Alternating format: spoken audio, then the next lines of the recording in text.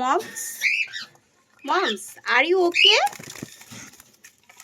তোমার শরীরটা ঠিক আছে মা? তুমি এমন ঝিমাচ্ছ কেন? কি হয়েছে আমাকে বলো। কি হয়েছে মা?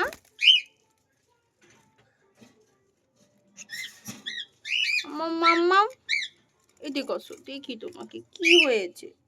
চলে যাচ্ছ কেন মা? আমাকে একটু দেখাও কি হয়েছে। ওরকম চুপচাপ নাকি ঘুম পেয়েছে? কোনটা আম্মু? শরীর খারাপ থাকলে আমাকে বলবে, ওষুধ দিব। ওষুধ ওষুধ ওষুধ ওষুধ ওষুধ ওষুধ।